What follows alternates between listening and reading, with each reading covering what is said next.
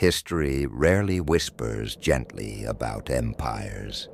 They leave behind echoes, some heavy with grief, some grand with illusion.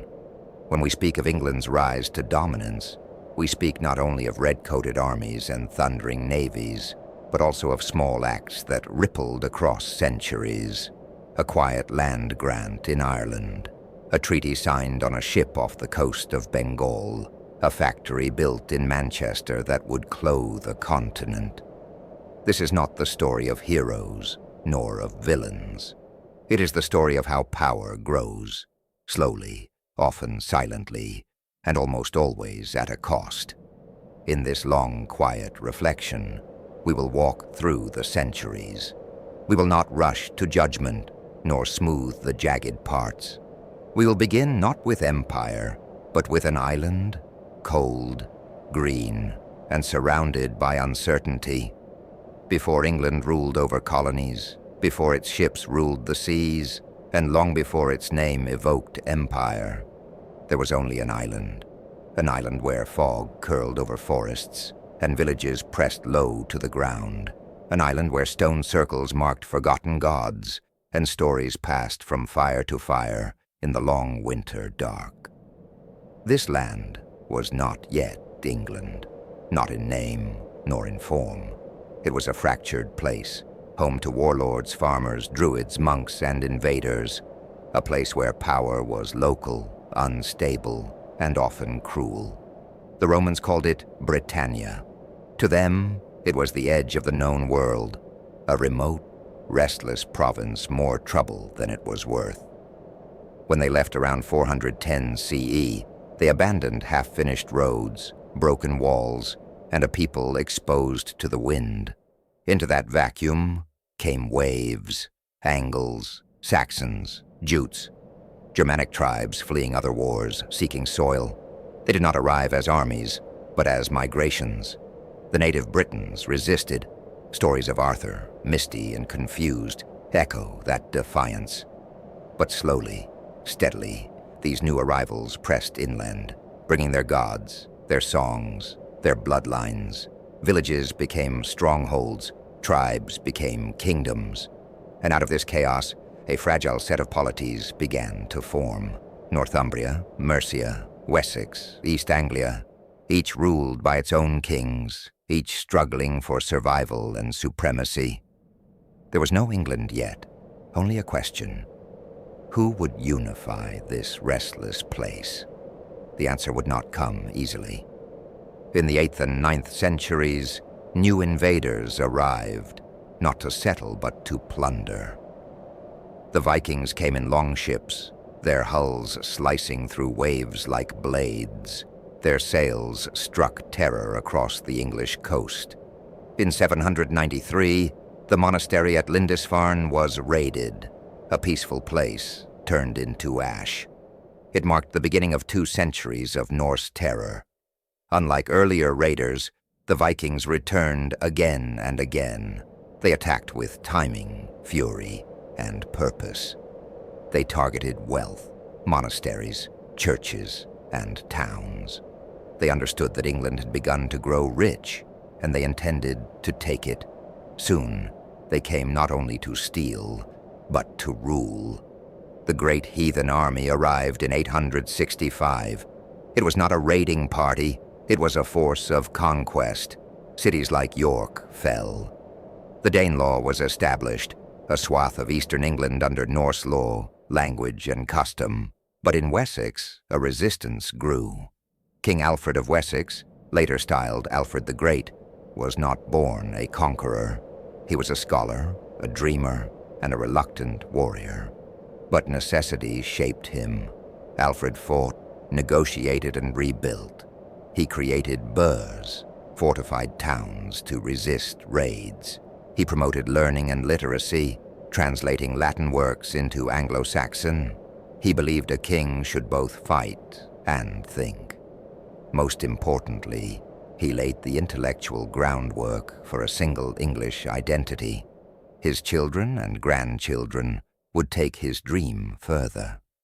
By the mid-10th century, King Ethelstan, Alfred's grandson, would be crowned as King of the English.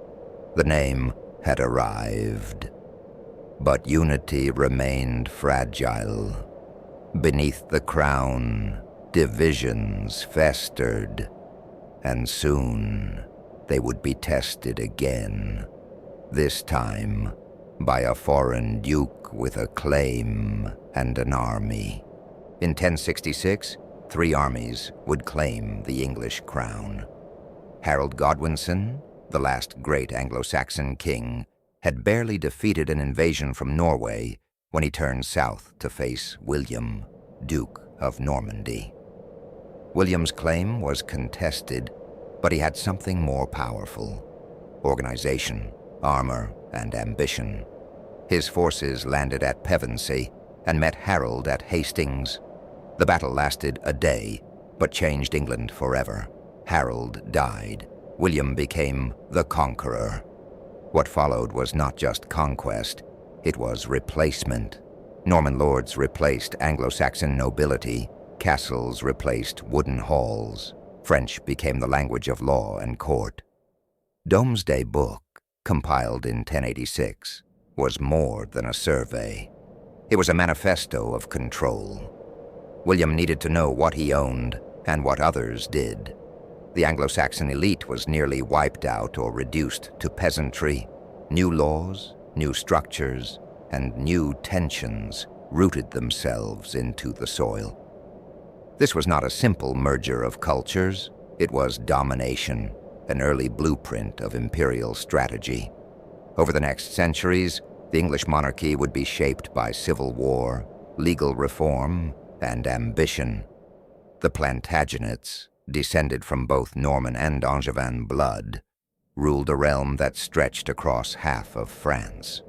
Kings like Henry II implemented sweeping legal changes, laying the roots of common law. His conflict with Thomas Becket, the Archbishop of Canterbury, symbolized the battle between crown and church, a theme that would echo for generations. In 1215, facing baronial revolt, King John signed the Magna Carta. It was not a democratic document, but it was a crack in the foundation of royal absolutism. It declared that even the king was subject to the law. Parliament began to form, not as an equal body, but as a tool to raise taxes and consult nobles. Over time, it would become something more. Meanwhile, wars, foreign and domestic, defined the crown's rule. The Hundred Years' War with France, 1337 to 1453, brought fleeting glory and eventual humiliation. The Wars of the Roses, 1455 to 1487, turned England into a battlefield as rival dynasties tore each other apart. It was out of this chaos that the Tudors would rise, with ambition, spectacle, and control. When Henry Tudor seized the throne in 1485 after the Battle of Bosworth, England was exhausted. Decades of dynastic warfare had hollowed out the nobility. The land was weary of blood. Henry VII understood this. He governed carefully, with an accountant's caution and a general's eye for threat. He rebuilt royal finances, married into rival houses, and smothered rebellion in its crib. But it was his son, Henry VIII, who transformed the monarchy from pragmatic authority into theater of dominance. Henry VIII's reign, 1509 to 1547, is often remembered for wives and executions, but beneath the pageantry, he changed the spiritual DNA of the nation. His break from the Catholic Church, fueled by his desire to annul a marriage, was not just personal, it was political. The Act of Supremacy, 1534, declared the king the head of the Church of England. Monasteries were dissolved, lands were seized and sold, centuries of religious continuity were shattered, thousands of monks were cast out, sacred libraries burned. The poor lost their only sources of support. It was the largest transfer of wealth and land since the Norman conquest, and it fueled a rising class of gentry loyal to the crown. But the break with Rome did not bring peace. It brought division, rebellion, and a cycle of vengeance. Henry's son, Edward VI, ruled briefly and pushed Protestant reforms further. Churches were stripped of icons, Latin was replaced by English, but Edward was a child. The kingdom was run by regents, and when he died young, the balance shifted again. His half-sister, Mary I, restored Catholicism with fire and gallows. Nearly 300 Protestants were burned as heretics. Her reign was short, but her name, Bloody Mary, echoed long after. And then came Elizabeth I, a queen shaped by survival. She had lived through executions and accusations. She ruled with calculation. Under her, the Church of England became a compromise, Protestant in tone, Catholic in structure. She projected unity, but beneath her court, the kingdom remained divided. Religious dissent simmered. Catholic plots emerged, some real, some imagined. Mary, Queen of Scots, was imprisoned and eventually executed. Jesuit priests were hunted as spies. Loyalty was measured not just by law, but by belief. Yet while England was divided within, it began to project its ambitions outward. During Elizabeth's reign, England did not yet rule the seas, but it learned how to strike. Privateers like Francis Drake circled the globe, raiding Spanish treasure ships. Walter Raleigh dreamed of colonies. The East India Company was chartered in 1600, planting a seed that would grow into a shadow empire. Elizabeth fostered these ambitions with caution. She backed explorers but denied them in public. England had neither the manpower nor money to rival Spain and Portugal, but it had daring. At home, a cultural flowering took root.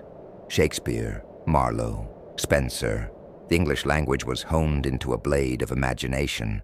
The printing press spread ideas. Literacy crept downward from the elite. But power remained in the hands of the crown and a rising class of merchants and gentry. Enclosure acts fenced off communal land. The poor wandered, criminalized by their poverty. England was becoming a nation of hierarchy and hunger, a land ready to export its surplus ambition. In Ireland, the English experimented with empire on familiar soil. Tudor rulers saw Ireland as both a threat and an opportunity. Gaelic chiefs were viewed as unruly, Catholic, and alien. The plantation of Ulster, beginning in the early 1600s, was a test.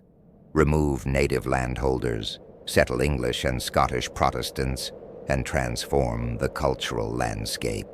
It worked, on paper. But the legacy was long violence, hatred, and mistrust.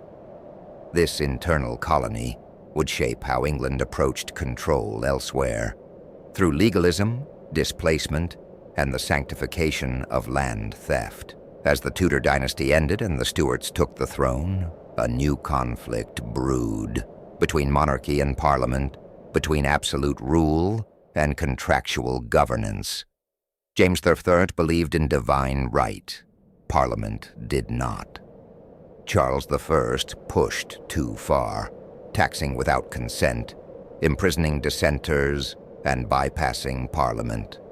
His actions sparked the English Civil War, 1642 to 1651. A brutal conflict that saw the rise of Oliver Cromwell, the execution of the king, and a short-lived republic. For the first time, England asked aloud, "Can a monarch be above the law?" The answer for a time was no. Cromwell ruled as Lord Protector, a Puritan warlord with a crown-shaped shadow. When the monarchy returned under Charles II, it returned smaller. And after the Glorious Revolution of 1688, Parliament would cement its supremacy. The Bill of Rights, 1689, reshaped the monarchy into something modern, symbolic, constrained, and answerable. By 1700, the pieces were in place, a monarchy tempered by law, a parliament fueled by merchants and landowners, a population increasingly literate and ambitious, a navy growing in strength, trading companies exploring coasts and planting flags, colonies forming across the Atlantic. England had not yet conquered the world, but it had built the blueprint. It knew how to accumulate power through law, finance, trade, and violence. It knew how to project authority through pageantry and paper. It had practiced domination in Ireland. It had refined control at home. It had stitched hierarchy into its very bones. It was ready, not for glory, but for empire. By the early 1600s, England was still a modest European power, ambitious, uncertain, and hemmed in by larger rivals. Its army was small, its royal coffers often empty, its continental ambitions humbled. But it possessed something its enemies often overlooked, a hunger for the sea. Ships became England's way of reaching beyond its borders. The Atlantic was no longer just a dangerous void. It was a corridor to power, trade, and treasure. The Tudors had planted early seeds, backing explorers, chartering companies, dabbling in piracy. But in the 17th century, that seed began to grow. England would become not just a seafaring nation, but a maritime empire. And the means would be both clever and cruel. In 1607, 3 ships anchored near the mouth of the James River in what is now Virginia. The colonists aboard were not rugged pioneers, but gentlemen adventurers, craftsmen, and hired hands sent by the Virginia Company, a joint stock venture seeking profit. Their destination was not paradise. It was a swamp. Jamestown was plagued from the start. Mosquitoes, brackish water, disease. By the first winter's end, most had died. They fought not only nature, but each other. Yet somehow, Jamestown endured. Tobacco, a harsh and addictive plant, became its salvation. Within decades, the land was reshaped for plantation agriculture. It required labor, much of it coerced. At first, indentured servants, poor English and Irish men and women, worked the fields. They were promised land after their contracts expired, but few lived to see it. Then in 1619, a Dutch ship arrived carrying about 20 Africans. They were sold into a legal gray zone, not yet chattel slavery, not free either. But this moment would mark the beginning of a new and horrific system that would define the Atlantic world for centuries. While Jamestown struggled, another colonial outpost bloomed, with blood in the soil. Barbados, seized by the English in 1627, quickly became the testing ground for England's most profitable and most brutal form of colonization. The crop was sugar, the labor was African, the conditions were inhuman. By the 1640s, enslaved Africans outnumbered Europeans on the island. The plantation model was perfected there: strict discipline, surveillance, and the legal codification of slavery based on race. From Barbados, this system spread to Jamaica, captured from Spain in 1655, and eventually to British Guiana, Antigua, and beyond. The profits were immense. Sugar became a luxury in England, sweetening tea, cakes, and influence.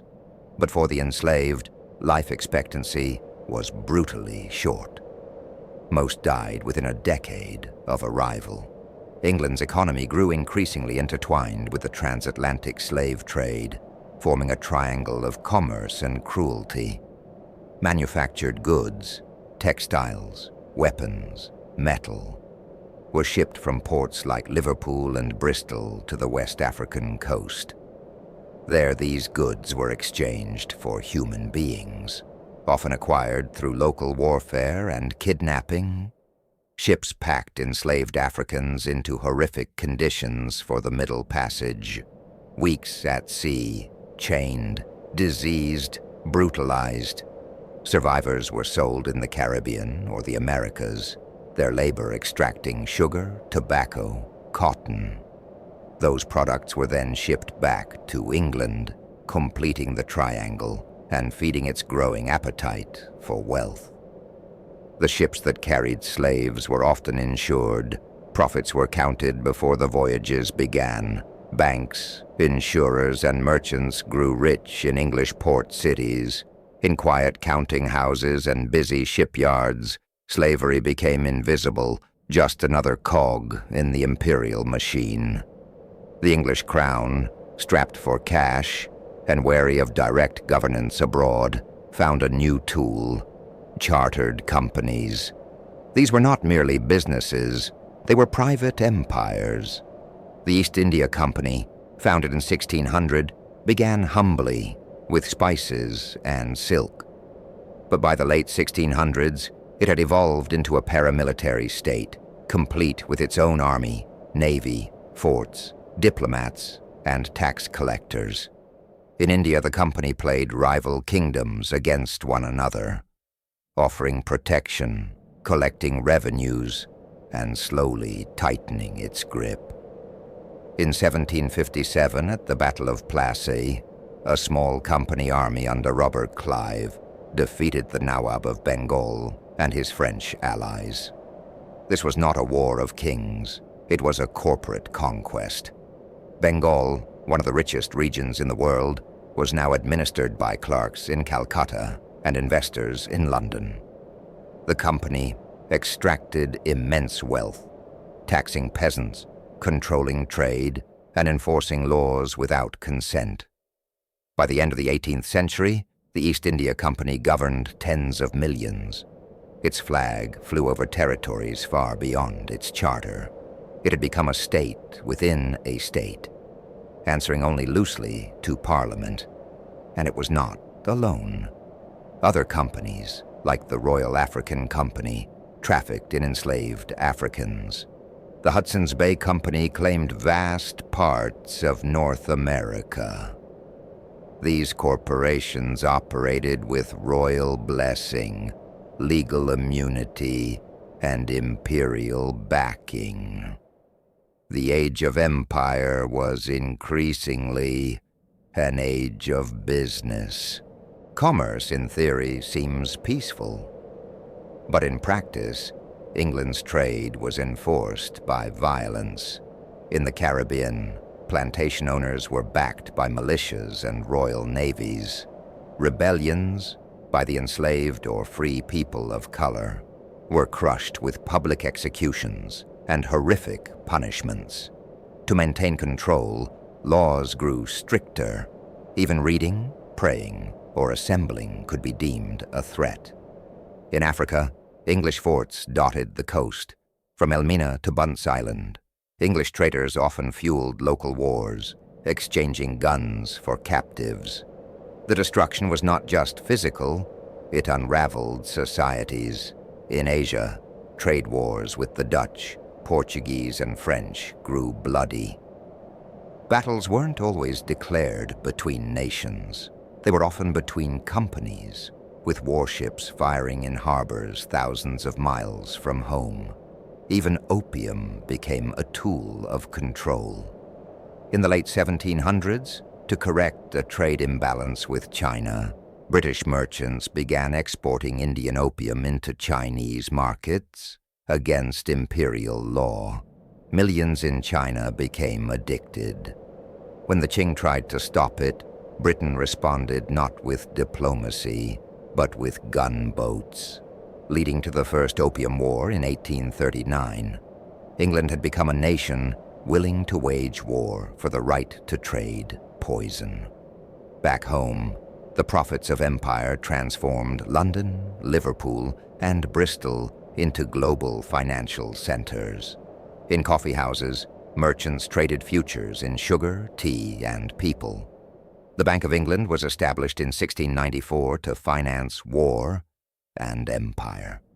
Insurance markets like Lloyd's of London boomed on maritime risk. Ordinary Britons, mill workers, weavers, sailors rarely saw colonies, but their labor fed the empire's hunger. Cotton from India or America became textiles in Manchester, tin from Cornwall outfitted ships, coal from Newcastle powered factories. The empire's wealth was not equally shared. The poor remained poor. Children worked in mines and mills. But through imperialism, even the working classes were told they were part of something grand. National identity and empire became intertwined. Empire was never unopposed. Across the 17th and 18th centuries, resistance erupted again and again. In Jamaica, escaped slaves formed Maroons, communities hidden in mountains, who fought the British to a standstill and forced treaties. In South Carolina, the Stono Rebellion of 1739 saw armed Africans kill dozens before being stopped. In India, peasants revolted against taxes. Local rulers chafed at company dominance. In Ireland, Catholic resistance to English land seizures and laws flared periodically, met with brutal repression. Even within England, moral resistance began to grow. Quakers, Methodists, and early abolitionists questioned the ethics of slavery. Poets and pamphleteers described the chains of sugar. The enslaved wrote their own narratives, most famously Olaudah Equiano, whose 1789 autobiography opened many English eyes. Still, the machinery of empire rolled on, greased by profit, protected by canon, and blessed by law. By the mid-18th century, England's empire was no longer a patchwork of scattered outposts. It had become a global strategic web, and war was how it kept growing. The War of the Austrian Succession, 1740 to 1748, and the 7 Years' War, 1756 to 1763, saw England and France battle across Europe, the Caribbean, North America, and India. These weren't merely dynastic disputes. They were fights over who would dominate the world. In North America, British redcoats and colonial militias pushed French forces back, culminating in the capture of Quebec in 1759. In India, Robert Clive's victories at Arcot and Plassey secured Bengal. The 7 Years' War is often called the first true world war, and Britain won. But victory came at a price: staggering debt, overstretched resources, and increased pressure on colonies to help pay for imperial defense.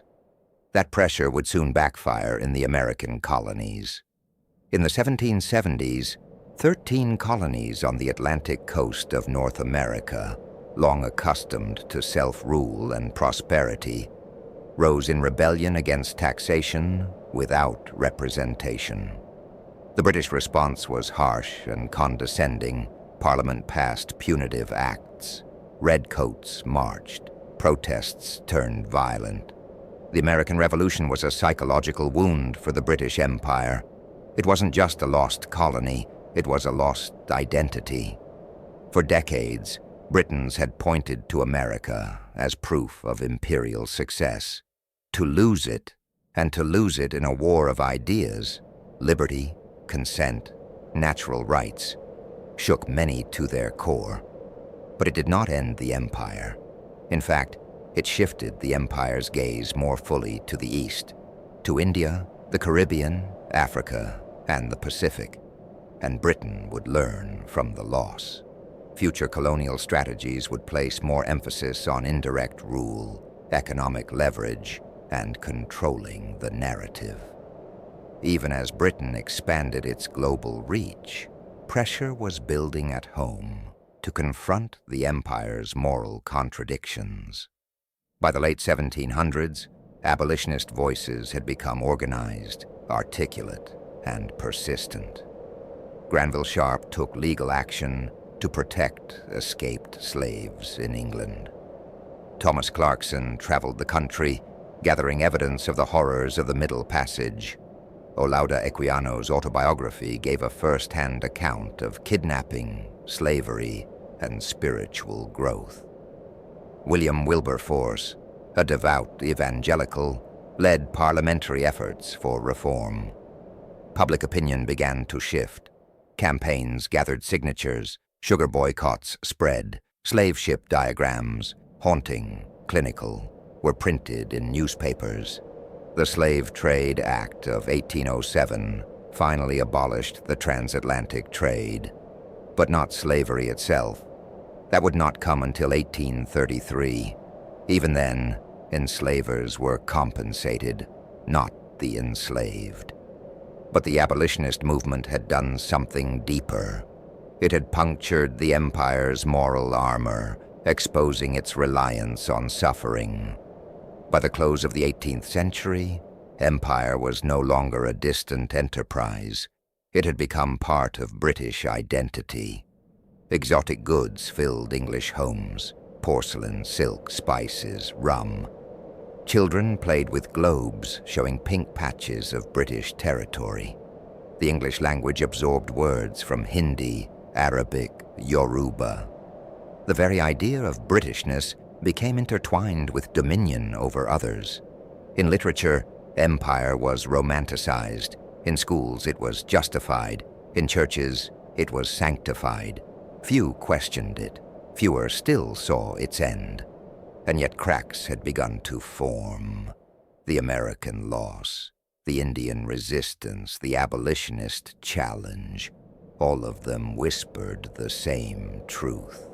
Power never lasts uncontested. The 19th century began not with a trumpet, but with a hiss of steam. Coal burned in the north. Iron groaned under the hammer. Railways snaked across hills once ruled by sheep and wind. And at the center of this transformation stood England, dirty, defiant, and unstoppable. The Industrial Revolution, which had quietly begun in the late 1700s, now became an engine of global change. It was not a revolution of mobs and musket fire, but of gears, contracts, soot, and time itself. Factories replaced fields, clocks replaced seasons, and profit replaced tradition. England had once been an island kingdom. It was now becoming the workshop of the world. The cities of the Midlands, Manchester, Birmingham, Sheffield, were transformed into centers of production. From dawn to dusk and beyond, the rhythm of industry beat against cobbled streets. Cotton from India and the American South was spun into miles of fabric. Coal from Yorkshire fed furnaces that forged steel and powered rail. Iron became rail tracks, ship hulls, weaponry. This material explosion changed not just the landscape, but the structure of life. Children worked in mines. Women staffed looms. Men shoveled, lifted, and sweated under watchful overseers. Tenement housing sprawled in grim rows. Disease was rampant. The air thickened with smoke. Rivers ran black. And yet the nation grew wealthy. Exports surged. Canals and railways connected every factory to a port. The Bank of England swelled with global transactions. But this wealth did not spread evenly. Industrialists grew rich. Workers lived hard and died young. Beneath the progress was a growing discontent. England's industrial success was never isolated. It was entirely dependent on empire. India supplied raw cotton. Jamaica and Barbados continued to produce sugar using indentured labor after slavery's end. Africa provided palm oil and rubber at a mounting cost. Australia and Canada became settler economies. White colonies, shaped in England's image, China, forced open by war, became a market for tea, porcelain, and opium. Steamships replaced sailing fleets. Telegraph lines connected London to Calcutta in seconds. Maps were redrawn with pink ink. This was imperial integration through industry, a machine with many cogs, powered by extraction, discipline, and debt. In 1858, after the trauma of the Indian Rebellion, sparked by religious outrage and decades of economic cruelty, the British Crown formally took control of India. The British Raj was born. A vast bureaucracy now governed the subcontinent.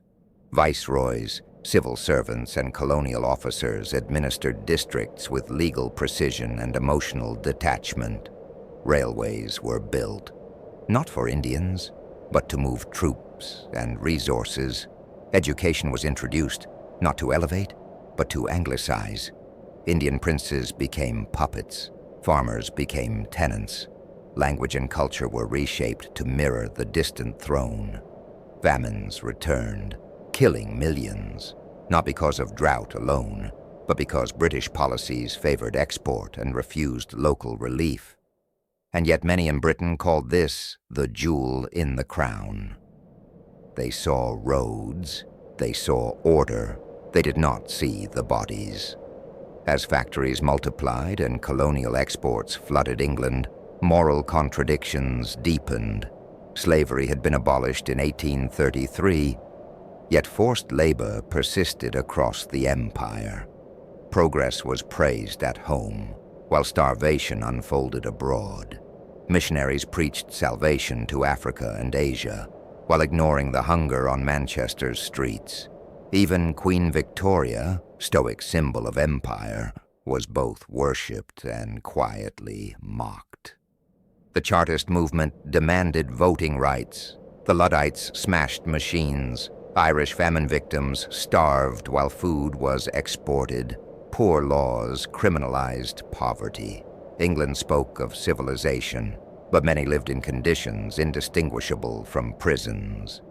And yet the machine rolled on, faster, louder, more confident than ever.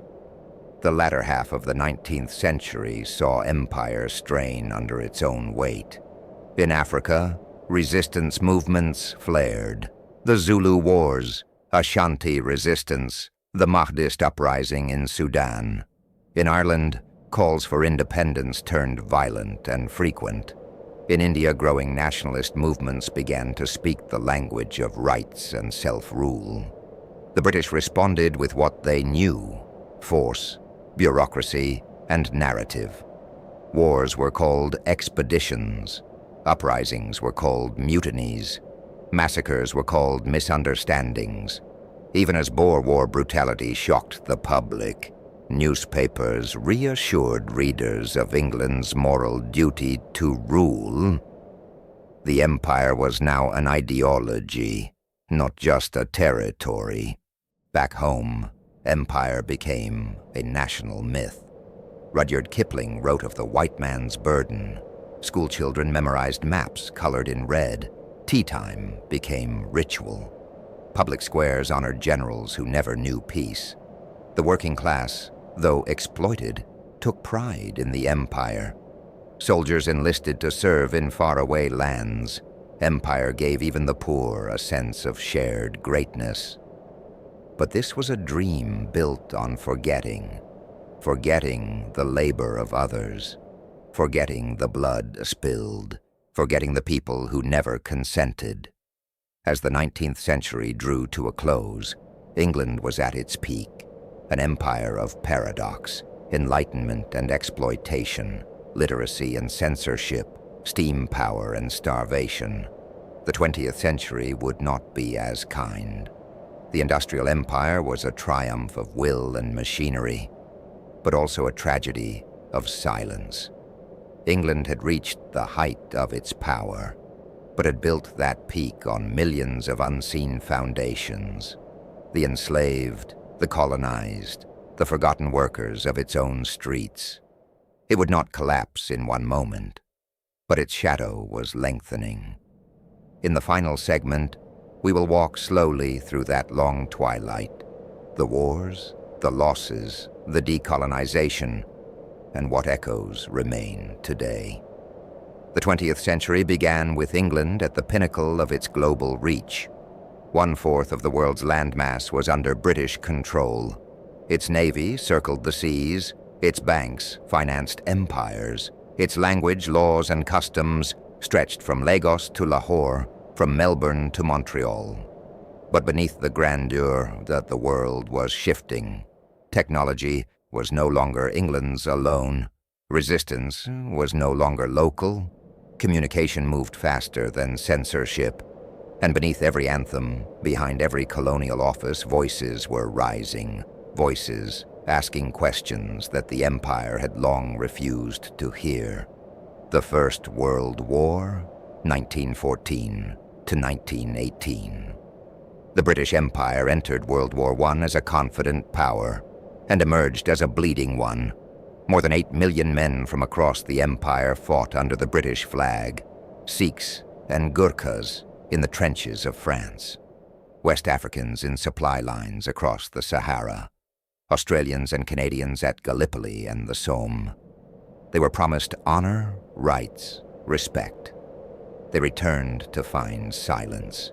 In India, veterans were offered loyalty and saw only repression. The Jallianwala Bagh massacre in 1919, where British troops gunned down hundreds of peaceful protesters, shattered the illusion that the empire could reform itself peacefully. In Ireland, post-war economic strain and long-standing grievance ignited revolution. The Irish War of Independence, 1919 to 1921, would lead to the partition of Ireland and the creation of the Irish Free State. The Great War had broken more than bodies. It had broken imperial certainty. If World War I weakened the empire, World War II would shatter it. Britain declared war against Nazi Germany in 1939, still clinging to visions of its imperial mission. But it would emerge in 1945, bankrupt, dependent, and morally exposed. Once again, millions of colonial troops fought and died. Indian soldiers defended the empire from Japanese advance. African soldiers fought in deserts and jungles. Caribbean volunteers served in air and naval forces. Yet the war revealed uncomfortable truths. Britain needed American and colonial support to survive. The myth of racial superiority, central to imperial ideology, was irreparably cracked. Colonial subjects who fought fascism abroad began demanding freedom at home. The British Empire had won the war, but it would not survive the peace.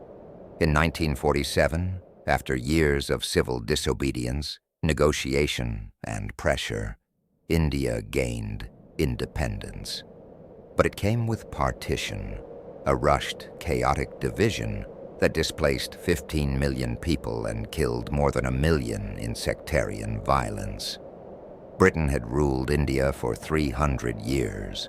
It left in haste and blood, leaving scars that remain.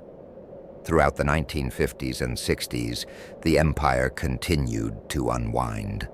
Ghana, 1957, Nigeria, 1960, Kenya, Jamaica, Trinidad, Malawi, Zambia. Each independence movement was unique, some peaceful, others bloody. The Mau Mau rebellion in Kenya was brutally suppressed. In Malaya, counterinsurgency campaigns blurred lines between war and governance. Britain often portrayed decolonization as gracious, but in truth it responded to economic pressure, international scrutiny, and irreversible resistance. What had taken centuries to build was unraveling in decades. With decolonization came migration. Former colonial subjects, often invited to help rebuild post-war Britain, arrived in London, Birmingham, Manchester. The Windrush generation brought Caribbean culture and labor. South Asians brought new religions, cuisines, traditions. Africans added languages and histories older than empire itself. But they were not always welcomed. Racism festered, housing was denied, riots flared, political movements grew around exclusion. And yet these communities remained. They helped build hospitals, drive buses, teach schools. They remade England, even as England struggled to understand what it had become. The empire had come home. Its legacy was now in the fabric of British life, irreversible and undeniable. In the late 20th century, Britain struggled to remember the empire it had created. History books softened the violence. Statues honored conquerors. School curriculums praised the innovation, but rarely explored the injustice. The narrative became one of benevolent rule, order, and progress. But this version was fragile. As archives opened and survivors spoke, new truths emerged. The brutality of colonial policing in Kenya, the systematic torture in Cyprus, the calculated famines in Bengal. And yet, debate continues between those who wish to remember and those who wish to forget. In recent years, Britain has faced a national identity crisis. The 2016 Brexit referendum was not just about the European Union. It was about what kind of country England believed itself to be. Some politicians invoked empire-era language. Global Britain, taking back control. For others, it was a rejection of shared responsibility, a retreat into nostalgic myths. But there is no going back. Empire is not something Britain can return to, nor can it fully leave behind. Its legal systems, linguistic legacy, and global relationships all bear its mark. Its buildings, families, and borders, within and without, are shaped by that long shadow. So what remains in the quiet after empire? Not glory, not shame alone, but something deeper. A legacy of contradictions, great literature and vast illiteracy, engineering marvels and economic devastation, shared languages and silenced voices, invention and erasure. Empires do not vanish. They change form. They become habits, assumptions, borders, laws, stories told or stories denied. As we close this long and quiet journey, let us not ask whether the British Empire was good or bad. Let us ask instead, who was allowed to speak, who was forced to serve, what was gained, and what was quietly lost. And perhaps most importantly, what does a nation become when it forgets what it has done?